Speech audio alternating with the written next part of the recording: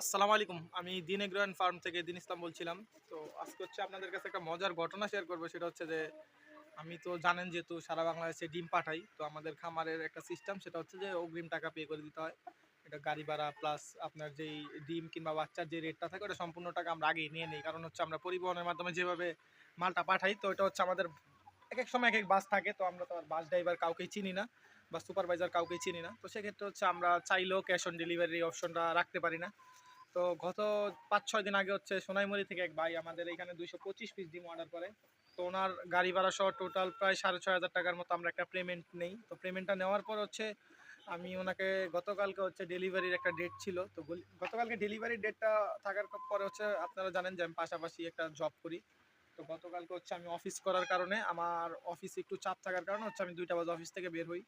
তো বাসায় আসার পরে দেখি যে আমার বাসায় কারেন্ট নাই। সারাদিনই কারেন্ট ছিল না। তো আমাদের এটা হচ্ছে আবার পল্লী বিদ্যুৎ। তো এখানে প্রায় কারেন্ট থাকে না। প্রায় ১০ ঘন্টা ১২ ঘন্টা কারেন্ট থাকে না। তো আমার ফোনটা আসলে বন্ধ ছিল। তো যার কারণ হচ্ছে আমি ওই লোকের সাথে কন্ট্যাক্ট করতে পারিনি বা উনিও আমার সাথে কন্ট্যাক্ট করতে পারে নাই। তো উনি হচ্ছে আমাকে কল দিতে মানে WhatsApp তারপর হচ্ছে সিমে কোথাও আরকি কল দিয়ে উনি আমাকে পায় নাই।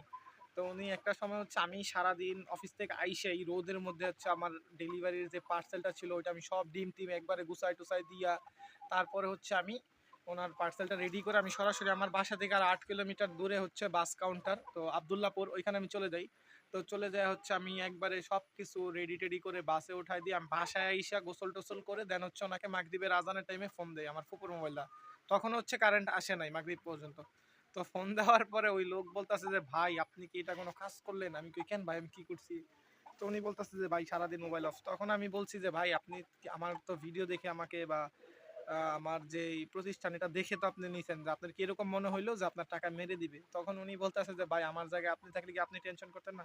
তো একটা জিনিস সেটা হচ্ছে যে অনেকেই আসলে এই জিনিসটা প্রশ্ন করেন যে, "ভাই ক্যাশ অন ডেলিভারি হয় না?" আসলে ভাই ক্যাশ অন ডেলিভারি আমি আপনাকে কিভাবে দিব বলেন? আমি আপনাকে পরিবহনের মাধ্যমে মালটা পাঠাবো।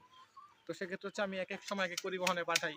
তো কখন কোন পরিবহনে পাঠাই কেউ তো আমাকে চিনে না ভাই। আমাকে হয়তো কাউন্টারের লোক চিনে কিন্তু বাসের ড্রাইভার বা সুপারভাইজার কেউ তো আমাকে চিনে না। তো সেক্ষেত্রে হচ্ছে আমার ক্যাশ অন ডেলিভারিটা দেওয়ার কোনো সুযোগ নাই।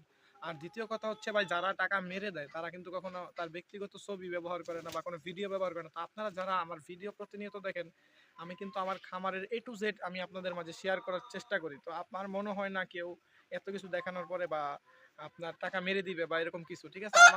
আপনি চাইলে আপনি চাইলে আমাদের খামারের লোকেশন আপনি Google ম্যাপে পর্যন্ত আমার দিন এগ্রো অ্যান্ড ফার্ম সার্চ করলে আপনার আপনি Google এ হচ্ছে আমার লোকেশনটা পেয়ে যাবেন। এরপর হচ্ছে আমার ভিডিওতে আমি, আমার ফ্যামিলি, আমার মা, তারপর মাঝে মাঝে আমার বাবা কাজ করে। এগুলো আমি আপনাদের মাঝে শেয়ার করি। আসলে এত কিছু শেয়ার করার পরেও যে কেউ আপনার টাকা মেরে দিবে এরকম কোনো সুযোগ থাকে না আসলে।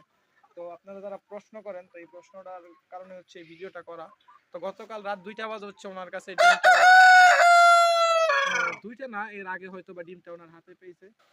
তো আপনারা যারা এই যে টাকা পয়সার বিষয় সংক্রান্ত আমি আরেকটা সবাইকে এই একটা জিনিস বলি যে আপনি ফার্মে আইসা নেন আপনার ৳১ অ্যাডভান্স করতে হবে না। আপনার জিনিস আপনি দেখবেন, এরপর হচ্ছে নিবেন। কোনো সমস্যা নেই আমার।